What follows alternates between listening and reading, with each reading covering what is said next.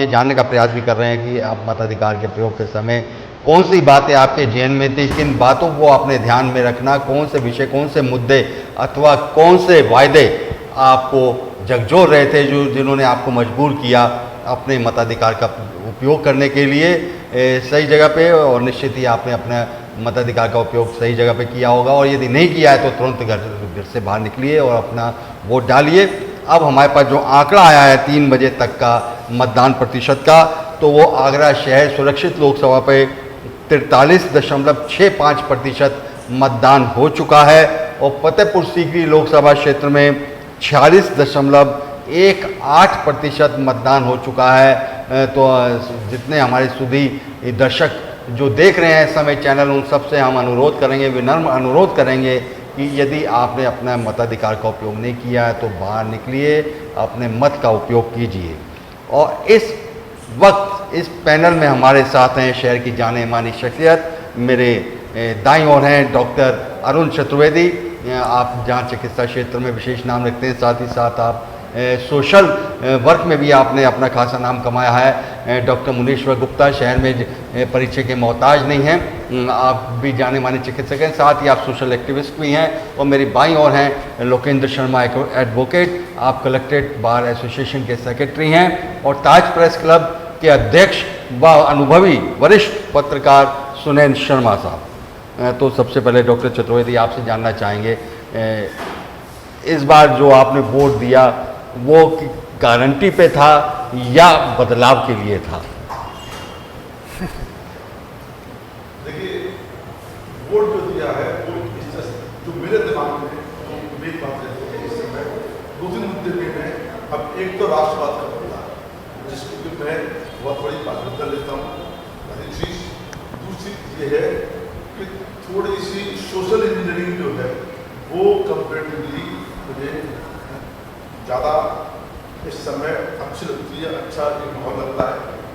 और बस इतना जरूर है कि कम से कम इस गवर्नमेंट में जो चीज़ वो कह रहे हैं उसमें उसका परसेंटेज, सब तो नहीं लेकिन परसेंटेज में वो चीज़ है, कुछ धरातल पर कुछ वो काम मतलब होती हुई दिखाई पड़ रही है। ये एक जरूर एक अच्छी बात है। डॉक्टर मुनीश्वर, 2014 में हमने सुना कि अब की बार मोदी सरकार, फिर 2019 में हमने सुना मोदी है तो मुमकिन है, और इस बार मोदी की गारंटी। तो सबसे लुभावना वायदा या सबसे अट्रैक्टिव स्लोगन आपको कौन सा लगा अभी तक? देखिए, बात जो है दूसरी बार में जो बात उन्होंने कही थी, मोदी है तो मुमकिन है, और मैं इसलिए इस बात को कहता हूँ, और आज भी मैंने लिखा भी है कि अनेक बार आगरा को लेकर हम बहुत उत्तेजित भी होते हैं, मन में भी आता है कि आगरा को इन 10 वर्षों में सही मायने में आगरा की जो पुरानी मांगें चली आ रही हैं, बैराज के लिए भी इस बार पैसा आवंटित हुआ है, अन्यथा एयरपोर्ट अभी भी बिल्कुल एक कस्बे के बस अड्डे जैसा ही लगता है। और हमारे देखते देखते ही जेवर में अंतर्राष्ट्रीय हवाई अड्डा बन रहा है, उसमें हम कुछ नहीं कर पाए। पूरे देश में IIT IIM बन रहे हैं, ऑल इंडिया इंस्टीट्यूट बन रहे हैं, तो उनमें भी आगरा को कुछ नहीं मिला। इन सब चीज़ों को देखकर मन उत्तेजित भी होता था, और हमें लगातार मांग भी करते रहे कि आगरा में कुछ नई बात बने। फिर भी इस बात को लेकर मैं आज की घटना बताता हूँ कि मेरे एक सीनियर डॉक्टर हैं, उनका फ़ोन मेरे पास आया कि मुनीश्वर मैं तुम्हारे विरोधी को वोट दे आया।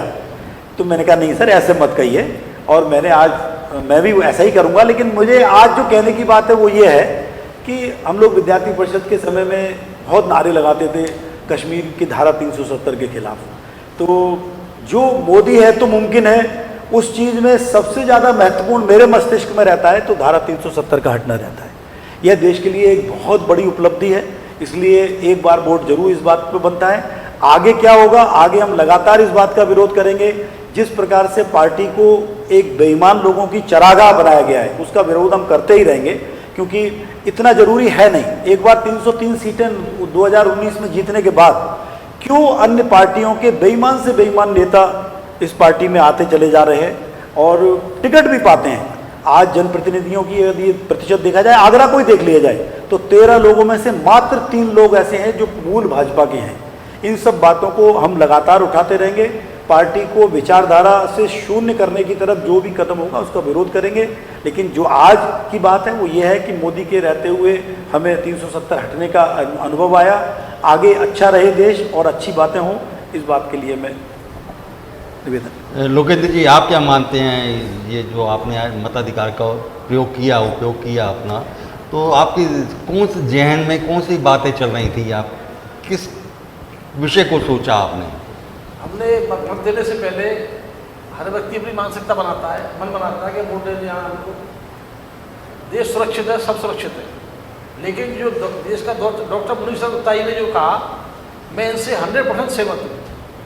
आज के दौर में जो मध्यम वर्गीय व्यक्ति है, इनके अलावा मैं अपनी बात रख रहा हूँ, मध्यम वर्गीय व्यक्ति है वो सनई नीचे आ रहा है। महंगाई का सिस्टम जो डिस्टर्ब चल रहा है, गरीब आदमी को 5 किलो गेहूँ मिल रहा है, आयुष्मान कार्ड मिल रहा है, लेकिन जो मध्यम वर्गीय है जो पीछे पिस रहा है उसको कुछ नहीं मिल रहा है। पैसे वाला बहुत पैसे वाला होते जा रहा है, वो बहुत पैसे वाला हो जाएगा क्योंकि उसने सिस्टम बना रखा अपना, तो जिसकी सरकार हो उसमें सेट हो जाता है और अपने सिस्टम को कई गुना बढ़ा लेता है।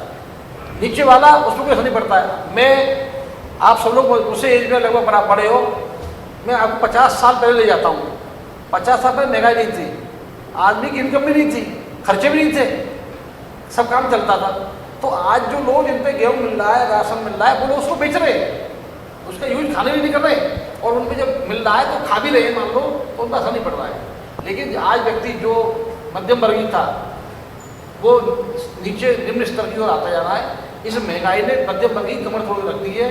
व्यापारी जीएसटी के नाम पे या उसका शोषण हो रहा है, नेता नहीं कर रहे, लेकिन जो सिस्टम है वो उसका शोषण कर रहा है। भ्रष्टाचार बहुत ज़्यादा बढ़ गया, भ्रष्टाचार की वो परिस्थिति बढ़ गई है, कई ज़्यादा। हम बखारत करते हैं, हम जानते हैं कि सिस्टम क्या था, क्या चल रहा है। अब तो ईश्वरी मालिक है इस व्यवस्था का, आगे चल क्या होगा ये भगवान जाने। सुनाएं जी, शिकायतें बहुत हैं मुनीश्वर गुप्ता जी जैसे, जो कोर आरएसएस या बीजेपी वाला मैं कहूँगा, उनको भी पार्टी से बहुत सारी शिकायतें हैं। तो आम आदमी को तो निश्चित ही बहुत सारी शिकायतें हैं, लेकिन फिर भी ये देखने में आया है कि अमूमन आदमी बीजेपी को या मोदी जी को वोट कर रहा है। तो क्या ये विकल्प ना होने की वजह से है या उसे विश्वास आज भी मोदी जी और पार्टी में है? देखिए, एक सबसे बड़ी बात तो ये है कि जो 14 साल पहले बीजेपी ने शब्दबाब दिखाए थे, लोगों में बदलाव का मन था, कांग्रेस ने बहुत गलतियां करी थी, कांग्रेस की सरकार में घोटाले हुए थे, उसका असर पड़ा। लोगों ने मोदी जी में विश्वास जताया, एक बार जताया, 2 बार जताया, लेकिन जो जिस विश्वास से, जैसे मोदी जी ने कहा था काला धन आएगा और सारी चीज़ें हुई, आप ये देख लीजिए कि 10 साल पहले कितना भ्रष्टाचार था। आज उस भ्रष्टाचार में, जबकि योगी जी और मोदी जी कहते हैं भ्रष्टाचार हम खत्म कर देंगे, भ्रष्टाचार में 100 गुना बढ़ोतरी हो गई। जैसे डॉक्टर साहब ने कहा कि दूसरी पार्टी का भ्रष्ट आदमी आ जाएगा, वो आपके यहाँ जाके एकदम उसको क्लीन चिट दे दी जाएगी, साफ सुथरा हो जाएगा। तो ये बेसिक चीज़ है। विकास की बात, आगरे को कोई मैं अगर आगरे की बात करूँ तो आगरे में आप ये देखिए, सारे विधायक, सांसद, सब कुछ आगरे को मिला। यूपी में बीजेपी की गवर्नमेंट है, केंद्र में बीजेपी की है, जिला पंचायत आपका है, मेयर आपका है, लेकिन आगरे को कोई उपेक्षित लाभ नहीं मिला अभी तक। जैसा आगरा पहले था, कांग्रेस के टाइम में था, वैसे ही आगरा अब बीजेपी के टाइम में है। उसको आपके सांसद, मंत्री रहे, केंद्रीय मंत्री रहे, उसका भी हमको हाईकोर्ट बेंच नहीं मिली, एम्स नहीं मिला। तो ये कुछ बेसिक चीज़ें हैं जो मन में टीस करती हैं।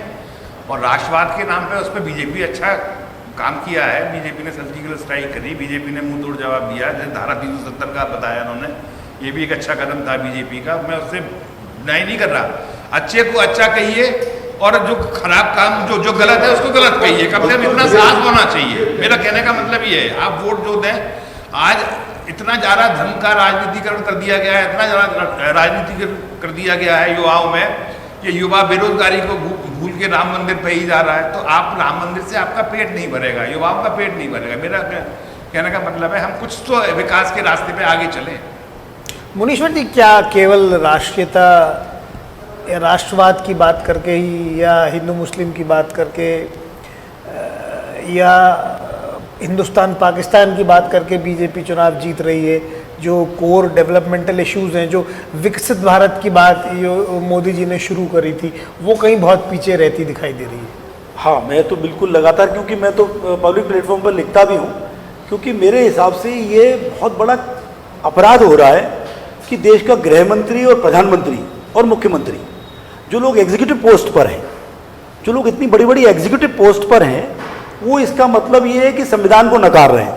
उनको हिंदू मुसलमान के नाम पर वोट मांगने का सही मायने में संविधान अधिकार नहीं देता, क्योंकि वो इस देश के प्रत्येक नागरिक के, जिसने उन्हें वोट नहीं दिया है, वो उसके भी वो प्रधानमंत्री हैं, उनके भी मुख्यमंत्री, उसके भी प्रधानमंत्री हैं, तो उनको ये बात कभी भी नहीं करनी चाहिए। पार्टी का अध्यक्ष करे, लेकिन इतनी ओपनली कभी इस तरीके की बातें नहीं हुई, कभी नहीं हुई। जो मंच से आज जो भाषण हो रहे हैं, जो भाषण का स्तर है, वो नहीं लगता मुनीश्वर जी बहुत ज्यादा गिर गया है? नहीं, बहुत गिरा है। और अभी मैं आपको बताऊं कि मेरे पास इतनी बड़ी बड़ी संस्थाएं इन लोगों के पास हैं, इनके पास हर प्रकार का आंकड़ा पहुंचता है, और जो दूसरे वाले कार्यकाल में, पहले वाले कार्यकाल में जिस प्रकार से 3 तलाक का कानून वो हुआ, उसमें मैं 30 से 40 की उम्र की मुस्लिम महिलाओं का कोई बहुत बड़ी बात नहीं है कि 25% से अधिक वोट मिला 2019 में मोदी जी को मिला।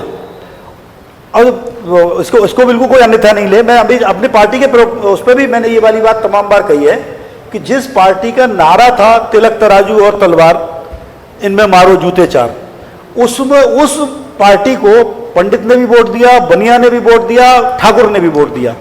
तो इसलिए अटल बिहारी वाजपेयी जी की जो योजना थी वो ये थी कि एक न एक दिन ऐसा जरूर आएगा कि जब हिंदुस्तान का मुसलमान यह बात समझेगा कि हमें देश में अगर सही माहौल चाहिए तो पार्टी के विरोध में इस तरीके से नहीं जाना कि इसको हराना है, लेकिन हमारी अच्छी बातों का भी वो सम्मान करेगा और वोट देगा। तो ये जो अभी जो प्रधानमंत्री ने जो स्तर पर ले गए हैं, मैं मजाक में भी लिखा भी मैंने कि पाकिस्तान अपना प्रधानमंत्री तो तय नहीं कर पा रहा, सही बात, यहां तय करेगा कि राहुल गांधी प्रधानमंत्री बन जाए। ये कोई बात है? ये प्रधानमंत्री जैसे स्तर पर इतनी बात ऐसे कहना, मैं तो नहीं इसे जस्टिफाई करता। वो मंगलसूत्र छीन लेंगे और बिल्कुल 4 में से 2 कमरे छीन लेंगे, मतलब ये डॉक्टर चतुर्वेदी क्या वजह रही जो इस तरह की बातें करनी पड़ रही है? 400 पार का शू में नारा दिया गया था, वो भी चुनाव के से 6 महीने पहले दिया गया था, और फिर आते आते वो मंगलसूत्र और राम मंदिर और इन सब पे आके पाकिस्तान पे हिंदू मुसलमान चल रहा है। मुझे इसमें 2 चीज लगती है। एक तो ये कि मुझे ये लगता है कि जो ग्राउंड रिपोर्ट पर जैसे इनको रिपोर्ट पहुंचती होगी कि इनको ये लगता है कि चीजें करीब करीब ये एक तरह से अपने आप को तय मान चुके हैं कि हमारा सब कुछ अच्छा चल रहा है। नहीं, अब तो बौखलाहट सी लग रही है। जिस प्रकार के जिस प्रकार के ये भाषण हो रहे हैं, कहीं ना कहीं बौखलाहट है। वो चीजें होती है, या तो आदमी की बौखलाहट होती है या फिर आदमी ओवर कॉन्फिडेंट होता है। नहीं, इस जब तरह ओवर कॉन्फिडेंट होता है आदमी, तो फिर तो सोचता है कि मैं जो भी बोल रहा हूँ, जैसे बोल रहा हूँ वो ठीक बोल रहा हूँ, तो शायद उनके दिमाग में ये वाली चीज है जो मतलब ग्राउंड रिपोर्ट में उनको रिपोर्ट जैसे पहुंचती है। लेकिन हम जो जैसे अभी जो है शर्मा जी ने कहा और बातें हुई कि ग्राउंड लेवल पर जब हम लोग पब्लिक में जाते हैं, पब्लिक में आपसे बात करते हैं, मैं अपनी बता रहा हूँ, जैसे कि बातचीतें होती हैं तो मुझको 80% लोग जो है वो बहुत ज़्यादा, 70% होगा और 70-80% लोग जो है ज़्यादातर मतलब ठीक है या फिर ठीक नहीं है, मतलब बहुत खुश नहीं है। बहुत संतुष्ट वाली बात कहो तो परसेंटेज कंपेरेटिवली तो क्या हम क्या माने कि विकल्प नहीं है, इसका फायदा मिल रहा है बीजेपी? बिल्कुल, बस मेन मुद्दा ये है कि इस समय जो हमारा विपक्ष है वो इतना कमजोर हो गया है कि वो किसी मुद्दे को, अच्छा देखिए आप पिछले 6 महीने के अंदर विपक्ष कोई भी एक मुद्दे को लेकर के ऐसा नहीं हो सका कि वो अपनी बात जो जनता में कन्वे कर सका। कोई मुद्दा उठाता है, कई मुद्दे उठे हैं, अच्छे मुद्दे उठे हैं, फिर लगा के मुद्दे उठेंगे आगे चलते उनकी जो है ये कुछ सोचता है जो है वो तरमात बने, उसका वेपन बने, लेकिन धीमे धीमे वो मुद्दे जो गौड़ करते हैं और ये लोग 6-8 महीने में जितने अच्छे से निकले तो आपस में ही जिस तरह से बिखर गए, जिस तरह से वो रहा, वो सबसे बड़े। और इसमें सबसे बड़ा जो मुझे लगता है जो कांग्रेस का जो कुशल नेतृत्व था ना, वो कहीं ना कहीं जो है इस सबके पीछे जो, क्योंकि आपकी तारीख में आप कुछ की बात करो तो मेन पार्ट तो होनी चाहिए। तो मुनीश्वर जी, जहाँ जहाँ 1-2 फाइट दिख रही है या जहाँ जहाँ कोई, जैसे मान लीजिए वेस्ट बंगाल में ममता बनर्जी हैं, तो वहाँ बीजेपी को थोड़ी परेशानी महसूस हो रही है, आपको क्या लगता है? नहीं, अभी जो मुझे लगता है कि 1 महीने पहले की ही बात देखी जाए तो जो मुरली देवड़ा या ये अभी नवीन जिंदल जिस तरीके के नेता बीजेपी में शामिल हुए, तब ये लगता था कि मैंने ये वाली बात भी लिखी कि मैंने कि सरकार मोदी जी की होगी, टीम राहुल की होगी, ऐसा लगता है जो ये करते चले जा रहे हैं मंत्री जी भी। ये जो तरीका था तो राहुल कमजोर दिखाई देते थे, लेकिन अभी जहाँ 1-to-1 फाइट में मैं लगातार ये वाली बात कह रहा हूँ कि उत्तराखंड और राजस्थान, मध्य प्रदेश, राजस्थान, इन जगहों जहाँ पर डायरेक्ट कांग्रेस से फाइट है, और अभी जो अभी विधानसभा के चुनाव राजस्थान में हुए वो मुश्किल से 1% का फर्क था जी। अगर इन चीज़ों का कोई 5% पे भी असर पड़ गया वोट का, तो कांग्रेस फाइट में तो आई गई ना। अब नेतृत्व कौन कर रहा है ये वाली बात लगती है लोगों को कभी कि नेतृत्व, लेकिन जो उस पार्टी के वोटर हैं या उस पार्टी के जो कार्यकर्ता हैं वो उन्हें अपना नेतृत्व मान रहे हैं। अगर इन 1-to-1 वाली फाइट वाली जगह पर जरा भी एज मिल गई तो नुकसान तो फिर होगा ही ना, क्योंकि अभी इन राज्यों में 93% सीटें पहले से बीजेपी के पास हैं। तो इसलिए बहुत संतुलन की जरूरत है, बहुत संतुलन की जरूरत है। भविष्य की बात करना ही अच्छी बात है। हिंदू मुसलमान या इन सब पाकिस्तान इन सब करने से मुझे तो लगता है कि नुकसान की तरफ बात जाएगी। आगे परिणाम तो 4 जून को ही आएंगे, हम तो कयास ही लगाएंगे, लेकिन इन जगहों पर अभी और 4 फेज चुनाव के बचे हुए हैं। इन बातों से प्रधानमंत्री और इन बड़े लोगों को बचना चाहिए। बिल्कुल ठीक है। मैं आपसे पूछना चाहूँगा कि आगरा की अगर हम बात करें तो जैसे सभी लोग इस बात से सहमत होंगे और इसमें कहीं कुछ है नहीं कि आगरा को हमें कुछ नहीं मिला पिछले 10 वर्षों में। एक मेट्रो ज़रूर हम ये लोग बीजेपी वाले अक्सर बात करते हैं, जिसका आगरा ने कभी डिमांड नहीं करी थी, वो ज़रूर हम पर थोप दी गई है, लेकिन फिर भी बीजेपी इतनी आसानी से यहाँ से जीत जाती है, और उसके लिए आप किसे जिम्मेदार मानते हैं? पालीगंज जी, आगरा को भाजपा ने, नेतृत्व ने और आगरा की जनता ने इतना दिया है भाजपा को जितना शायद कांग्रेस को कभी नहीं दिया। मैं बताऊँ कैसे। सारे विधायक आपके, एमएलसी आपके, राज्यसभा सांसद द्विवेदी थे, द्विवेदी बाद में नवीन जैन जी बन गए जी। इतनी टीम होने और केंद्रीय मंत्रिमंडल में आपको जगह थी, चाहे कठरिया के टाइम में दी हो, चाहे दी हो बघेल साहब टाइम में। बघेल साहब टाइम में 2 बार जगह दी आपको, लेकिन आगरा का दुर्भाग्य के मेयर आपका जिला पंचायत मतलब सारी चीज आगरा में क्या चीज नहीं भाजपा के पास नहीं, तो इसके लिए आप और हम जिम्मेदार नहीं है। हम लोग डिमांड ही नहीं करते। मैं आपको बताऊं, अधिवक्ताओं ने खंडपीठ की मांग के लिए कब आंदोलन नहीं किया बताओ? जनता को लेकर किया, इन भाजपा के नेता को लेकर किया। भाजपा के नेता जो आज सब ने किया हुए हैं उनमें भी एक बार एसपी बघेल साहब का मैं धन्यवाद दूंगा इस मंच के माध्यम से। उनने जब बसपा में थे तो लोकसभा में उठाया था इस मुद्दे को कि आगरा खंडपीठ स्थापना नहीं, लेकिन धन्यवाद क्यों दे रहे? भाजपा में रह के तो नहीं उठाया ना। और जबकि वो कानून मंत्री रहे। नहीं तो वो खुद मुझे तो ये लगता है कि सबसे बड़ा दुर्भाग्य जो है केंद्रीय मंत्री बने और कानून मंत्री बन गए कि हमने आगरा की सौभाग्य की बात थी, चलो खंडपीठ की स्थापना हुई। दुर्भाग्य देखिए हमारे हम लोगों का, सुप्रीम कोर्ट ने आदेश किया कि सारी सिस्टम ऑनलाइन होगा। अब किसी अधिवक्ता को किसी यूपी कहीं प्रदेश के किसी भी जिले के यूपी उसको अधिवक्ता को रिट के लिए, बेल के लिए हाईकोर्ट जाना पड़ेगा। ये प्रक्रिया लागू हुई और लागू होके मेरठ से इसकी स्टार्टिंग हुई, लेकिन वहाँ की लॉबी इतनी हावी है, उन्होंने उसको वहाँ पे सुप्रीम कोर्ट के आदेश को घुमा फिरा के उसमें स्टिक करा दिया। ऑल ओवर इंडिया में ये प्रक्रिया लागू हुई, लेकिन दुर्भाग्य हमारा कि आगरा का अधिवक्ता आज भी इलाहाबाद जाता है, मेरठ का अधिवक्ता आज भी इलाहाबाद जाता है। यहाँ की पॉलिटिकल लॉबी है, वो अपने आप में मस्त है। मुझे तो उसको भी काम चल रहा है और जो चल रहा है। मैं एक बार कहना चाहता हूँ, 14 के बाद कांग्रेस को ऊर्जा जो मिली है, अब मैं दूसरी तरफ आ रहा हूँ, 19 में कांग्रेस की कहीं ऊर्जा नहीं थी। आप हर विधानसभा में देखो कि वोट परसेंट कितना था, 17 में कितना था विधानसभा के हिसाब से, 19 में लोकसभा में कितना था। एक व्यक्ति आगरा में खिराड़ से तैयार हुआ, उनने अपने मुद्दे कांग्रेस को अपनी किया। मैं तो उस कांग्रेस को वो उस पटल पे ले आया आज कि उसकी फाइट भाजपा से है। ये बहुत बड़ी बात। उसकी फाइट भाजपा 5 विधानसभा में वो आदमी अपने आप को क्यों इसके पीछे कांग्रेस नहीं बढ़ी है। इसके पीछे भाजपा पहले की वो काम न करना या जो चीज नेगेटिविटी आई है वो चीज है। वो भाजपा की नाकामियां या क्षेत्रीय सांसद की नाकामियां है। इसका कारण क्या है?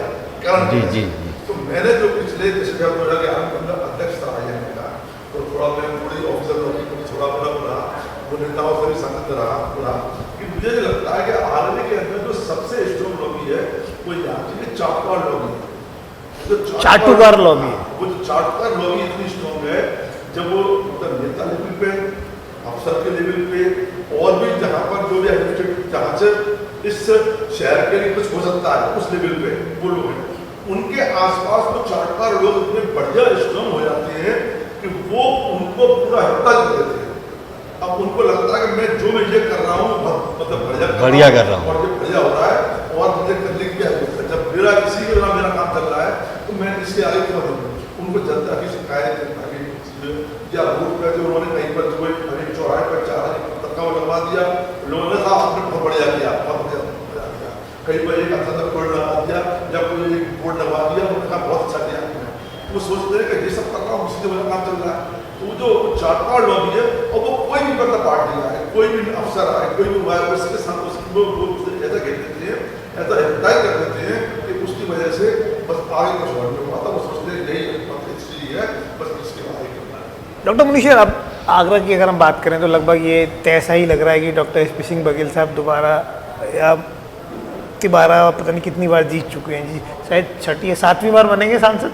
6वीं बार तो वो सांसद बनने जा रहे हैं। तो अब आगरा के लिए अभी जैसे डॉक्टर साहब ने कहा ये चाटुकार लॉबी, और तो एक ऐसी लॉबी क्यों नहीं तैयार होती जो कम से कम सही बात कर सके या एक प्रेशर बना सके, वो क्यों नहीं हो पाती है? नहीं, तो ये वाली बात है, लगातार कुछ लोगों का ये जैसे आप ये करते हो, इस चीज़ पे थोड़ा आगरा की 4-5 चीज़ों पर लेकर इस पर रेगुलर करने की ज़रूरत है। जैसे मैं आपको अपने मेट्रो की बात उठाई, मेट्रो आगरा के लिए किसी ने मांगी नहीं थी, चलिए मेट्रो कोई डेवलपमेंट मैं किसी को ख़राब नहीं कह रहा, लेकिन अभी जो बात हुई, अभी जो बात MG रोड को लेकर हुई जी, अब क्या हुआ कि मतलब हरदीप पुरी के साथ फोटो SP सिंह बघेल साहब का देखा हम लोगों ने, मुख्यमंत्री जी के पास साथ भी देखा कि साहब हमने जाकर मांग की है कि साहब वो आगरा में MG रोड पर मेट्रो भूमिगत होगी, लेकिन किसी की नहीं सुनी गई जी, क्योंकि भाई अधिकारियों ने बना दिया। अब आप कहते हैं साहब इसमें 1000 करोड़ रुपए एक्स्ट्रा लगेगा। अब आप 1000 करोड़ रुपया पहले से स्मार्ट सिटी का कहाँ लगा चुके हो ये भी नहीं पता। सही बात। 2-3 बोर्ड लगे हुए हैं, एक मुगल के इधर लगा हुआ है 151 करोड़ का, एक जगह 200 कुछ करोड़ का लगा हुआ है, और ये जमीन के लग गया, जमीन के अंदर चला गया पैसा, जिसकी जांच भी नहीं हो सकती। तो भाई जो आगरा की मुख्य मांग है, अभी भी आपको कह रहा हूं, आज भी अभी भी मैंने SP सिंह बघेल से बीच में कहा था कि आप इसको चुनाव के बाद तक के लिए तो रुकवा सकते हैं, कि अभी इस पे जो टेंडरिंग की प्रक्रिया अभी शुरू होने वाली है, अगर ये वाली बात भी नहीं मांगी जाती है, तब मैं बिल्कुल यही कहूंगा कि इन लोगों के अंदर बिल्कुल इस प्रकार की रीढ़ नहीं है कि हम शहर अभी 3-4 साल के लिए कितनी बुरी तरह से परेशान होगा। और जो लोग ये कहते हैं कि मेट्रो अच्छी लगती है, जिन लोगों को ये लगता है मेट्रो ऊपर अच्छी लगती है, मेट्रो 162 साल 1862 में जो ट्यूब ट्रेन है, सबसे पहली जो लोकल ट्रेन है वो लंदन की है, 1862 में बनी है। वो उस समय कोई जगह की कमी रही होगी कि वो जमीन के नीचे बनाई गई। सही बात है। मतलब कहीं पे भी ये कॉन्सेप्ट है कि भाई ये नीचे बननी चाहिए। और हमारे यहाँ पर भी 1995 में मैं बैठा हुआ हूँ, कलकत्ता की जो भूमिगत ट्रेन है, 3 मंजिल नीचे है, वो 3 मंजिल नीचे जाना पड़ता है, आप लोगों ने देखी होगी। तो जब यहाँ पर सब चीजें सक्सेसफुली बन चुकी है, तो फिर और अभी हम जामा मस्जिद और उधर की तरफ सब जगह भूमिगत बना ही रहे हैं, तो फिर इस जगह क्यों नहीं बन सकती थी? ये आगरा की प्रमुख मांग है इस समय। और बातें जो हैं, बैराज बन जाए, बैराज के बाद आगरा में अच्छी सौंदर्य वो बन सकती है। एयरपोर्ट क्यों नहीं बनना चाहिए? मैं मुख्यमंत्री जी से भी तमाम बार अलग अलग वो हैं कि मुख्यमंत्री जी साहब को सीधे सीधे कह रहा हूं कि मुख्यमंत्री जी को आगरा से सही मायने में चिढ़ है। एक बड़े नेता की बात बता रहा हूं कि आगरा का नाम आते ही उनके चेहरे पर उनकी भवें तन जाती है। ये मैंने बिल्कुल जो विधानसभा अध्यक्ष और उस लेवल की बात बता। तो मैंने कहा भाई ऐसे किसी जगह से चिढ़ने से तो काम चलता नहीं। अगर उन्हें मथुरा से प्रेम है, वृंदावन से प्रेम है, अच्छी बात है, हमारे सनातन के लिए अच्छी बात है।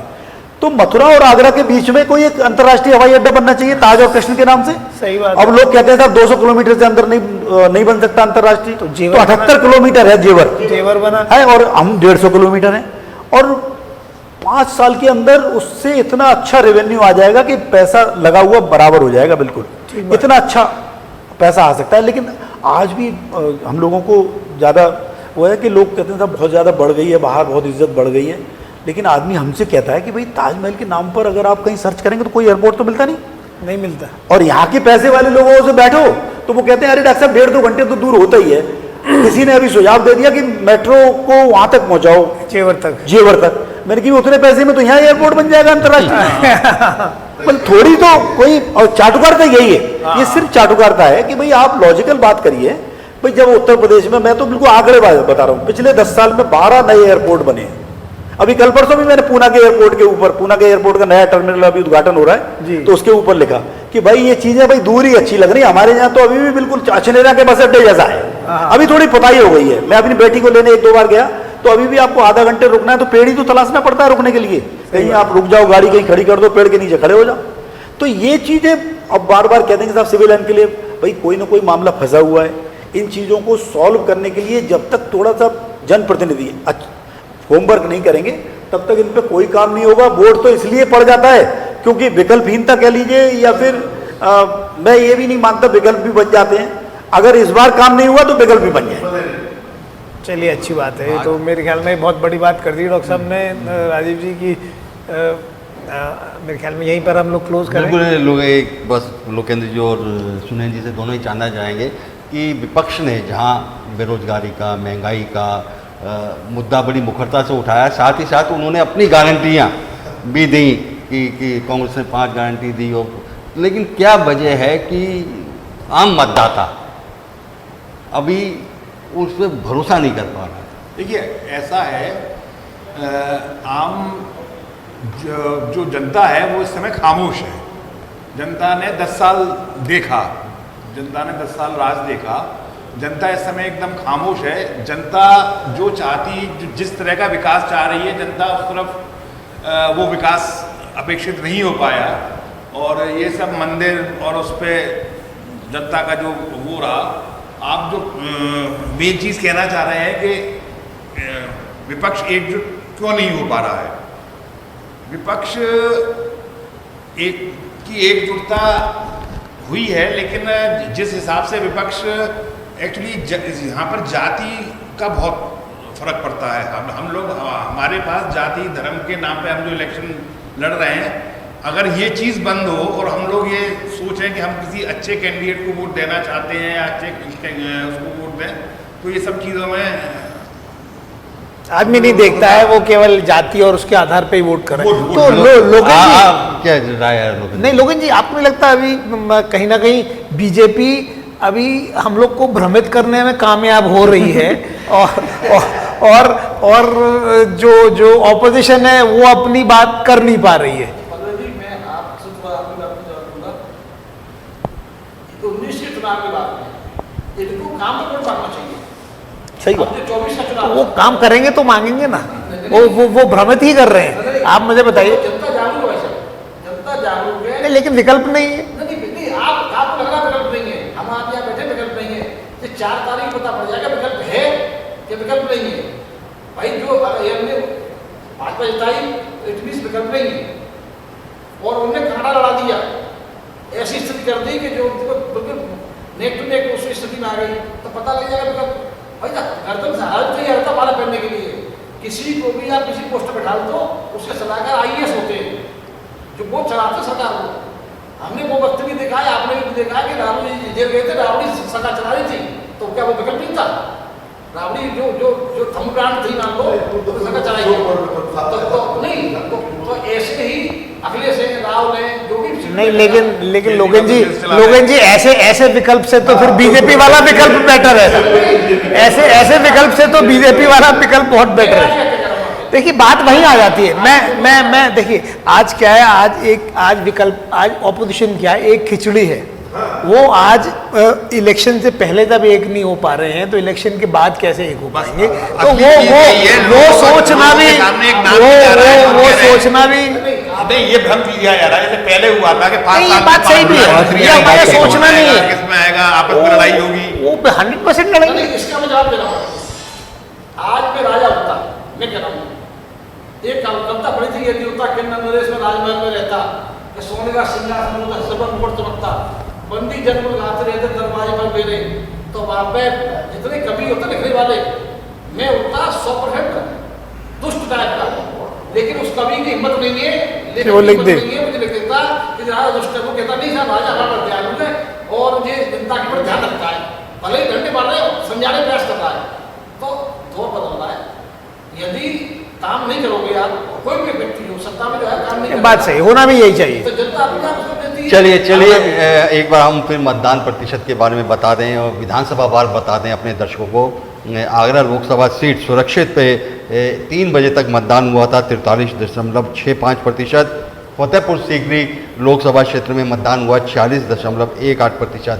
और यदि हम विधानसभा वार देखें तो 3 बजे तक आगरा उत्तर में 41.74%, आगरा कैंट में 39.03%, आगरा दक्षिण में 40.16%, एतमादपुर में 47.63%, जलेसर में 52.07%। और फतेहपुर सीकरी लोकसभा की बात करें तो आगरा ग्रामीण में 45.5%, खेरागढ़ 47.89%, फतेहपुर सीकरी विधानसभा 49.49%, फतेहाबाद 48.09% और बहा में 39.96% मतदान हुआ है। तो अभी हालांकि इसके भी कई अर्थ निकाले जा सकते हैं। सुनाई जी, आपसे बात करें तो आगरा सुरक्षित लोकसभा की बात करें तो जो सर्वाधिक मतदान हुआ है वो जलेसर विधानसभा में हुआ है। जी जी जी। उसके बाद एतमादपुर विधानसभा में हुआ है, जहां ये माना जा सकता है कि सभा वहाँ पर थोड़ी मजबूत है। सभा मजबूत है। और शहर में बात करें तो आगरा उत्तर जहां भाजपा मजबूत है वहां मतदान ज़्यादा हुआ है, लेकिन आगरा दक्षिण और आगरा कैंट वहां मतदान अपेक्षाकृत कम है। बाकी अन्य विधानसभा की तुलना में वहाँ 39 और 40% ही हुआ है, लगभग 4% का अंतर हो रहा है। तो ये क्या इशारा कर रहा है? देखिए, जहाँ तक इनके परसेंटेज का सवाल है तो कम परसेंटेज में भाजपा को नुकसान तो होगा, हर कम परसेंटेज है, क्योंकि अपर कास्ट जैसे आपने बताया अपर कास्ट कम निकलता है और जो ओबीसी हैं या जो मोमडन हैं ये लोग मतलब 50, 60, 70% तक वोटिंग करते हैं। जलेसर और एतमादपुर में सपा के उनकी संख्या ज़्यादा है, तो मुझे लगता है कि निश्चित रूप से सपा प्रत्याशी को वहाँ फायदा होगा। लेकिन शहर का जो मतदान बता रहा है वो मैं समझता हूँ बघेल साहब। लोकेंद्र जी, हम फतेहपुर सीकरी लोकसभा की बात करें तो वह भा में 39.96 यानी लगभग 40% मतदान हुआ है, जो लगभग 6% कम है ओवरऑल से। तो वो किस बात की ओर इशारा कर रहा है वहाँ क्या? जबकि भाई साहब ने अभी कहा था जो भाजपा के कोर वोटर था, पेशेवर मतलब जो हाई कास्ट का था, वो निकलने में गर्मी के मारे मान लो या शिथिलता मान लो, उसके अंदर शिथिलता आ गई है, वो निकल रहा होगा परसेंटेज, और ये नुकसानदायक भाजपा के लिए। दोनों डॉक्टर समझाना चाहिए। भा में तो ठाकुर और ब्राह्मण ही ज्यादा है। ब्राह्मण ज़्यादा है। मुझे तो ऐसा लगता है कि कौन नहीं वोट किया क्या पता लगे साहब, ठाकुर ने नहीं किया या ब्राह्मण। जहाँ तक देखा जाए ऐसा जब बहुत ज़्यादा अंतर ऐसा नहीं रह गया है, सभी क्षेत्रों में वोट के लिए निकलते हैं लोग, ये वाली बात नहीं, लेकिन भा में सब अलार्मिंगली कम है। अगर और जगह से कंपेयर करें तो 49 भा में कम है, आगरा कैंट में भी कम है यदि हम शहर की बात करें। बाहर का जहाँ तक वोटर है वो दिल्ली और गुजरात रहता है। इसका रीजन ये भी हो सकता है कि वोटर लिस्ट में तो आगे आपका इतने लाख मतदान, हाँ, काफ़ी वोटर बाहर रहता है, लेकिन काफी वोटर प्रधानी टाइम में आता है ना, वो वोटर बाहर रहता है। इससे कारण ये हो सकता है। और अभी 5 बजे तक उसमें बढ़ेगा भी, 6 बजे तक जो बढ़ना है। जहाँ तक मुझे तो लगातार ये लगता है कि इन जनरल ये वाली बात में अगर 5% कम हो रहा है तो मैंने, क्योंकि सब बातें लिखी हुई हैं कि भाई बहुत उच्च वर्ग के बारे में सोचा जा रहा है। मोदी जी का फंडा है कि लगभग 25,000 कंपनियां जो बिल्कुल लीगल तरीके से टैक्स दें, जिससे कि सरकार के पास अभी इस बार का 2 लाख करोड़ क्रॉस किया है। सरकार के पास पैसा होगा तो ये मुफ्त में बांटने की सारी चीजें चलती रहेंगी, उनसे एक अलग तरीके का वर्ग क्रिएट होता रहेगा। तो जैसे मुझसे किसी ने कहा कि आपको मोदी जी की महानता नहीं दिखाई देती कि साहब उन्होंने ये कर दिया, मैंने कहा बिल्कुल दिखाई देती है, लेकिन मैंने कहा जब इतिहास लिखा जाता है तब ये भी लिखा जाएगा कि आपने 80 करोड़ लोगों को हाथ फैलाने वाला बनाया, ये आपके ऊपर एक बड़ा काला दाग भी रहेगा। इस चीज को भी हिंदुस्तान जरूर देखेगा।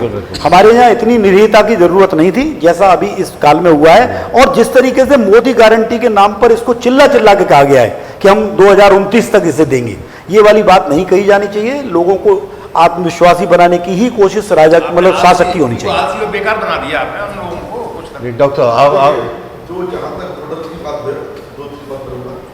वो जो परसेंटेज कम हो रहा है, इसमें ये जो रीजन आपने बताया तो रीजन है ही, सोचते हैं कि जो मुझे जो लगता है कि इसमें बीजेपी को बहुत ज़्यादा नुकसान नहीं है, क्योंकि इन लोग या एक जो रुचि के लेवल पर जो नेटवर्क है वो पन्ना प्रमुख वाला, जो पन्ना प्रमुख जो होते हैं वो ये एंश्योर करते हैं कि उनके अंडर में 500-700 जो वोटर है वो वोट मतलब देखे वो निकल के आए नहीं आए, और पन्ना प्रमुख जो ज़्यादा वोटर रहा है। ये आगरा शहर में तो नहीं हो रहा था, हो सकता है देहात में ये सब हो रहा हो। हमने तो देखा नहीं कहीं भी कोई। सुबह से कम से कम 4 तो आपके पन्ना प्रमुख अच्छे होंगे फिर।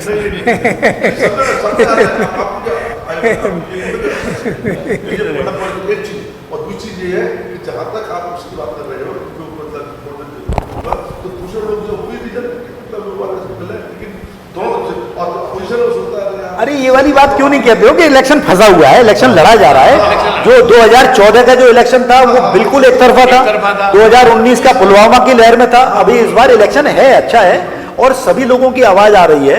और देखिए हम लोग अपनी अपनी सीट के जिम्मेदार हो सकते हैं, अंततोगत्वा तो वहां जो नंबर होगा उस पर निर्भर करेगा। अगर इसमें कहीं कोई जरा सी भी वो होती है तो आगे का समय बताएगा, लेकिन ऐसा कुछ नहीं है कि साहब कि कोई देश डर में चला जाएगा, ऐसा कुछ नहीं है। करना मुश्किल है अभी इसको जज करना कि साहब इसका रीजन ये है। बिहार और महाराष्ट्र, बिहार और महाराष्ट्र फैसला करेंगे। इनमें अगर 10-10, 12-12 सीटों का डिबेकल होता है तो ये हाँ ये भी कर महाराष्ट्र माना जा रहा है कम होगा। महाराष्ट्र माना जा रहा है, 12-13 सीटें अभी बिहार में भी मानी जा रही हैं। हाँ ये अगर महाराष्ट्र बिहार दोनों जगह है। महाराष्ट्र बिहार बहरहाल मन की बात मशीन में हमने जाने का प्रयास किया, और साथ ही हम आपसे विनम्र अनुरोध भी कर रहे हैं कि यदि आपने अभी तक अपने मताधिकार का उपयोग नहीं किया है तो अपने मताधिकार का प्रयोग अवश्य करें, जिससे आपकी मन की सरकार का गठन हो सके, आपके मन के जनप्रतिनिधि का चयन हो सके। दोस्तों फिर मुलाकात होगी, तब तक के लिए आज्ञा दीजिए, नमस्कार। आप लोग हमारे स्टूडियो में आए, आपका बहुत बहुत धन्यवाद।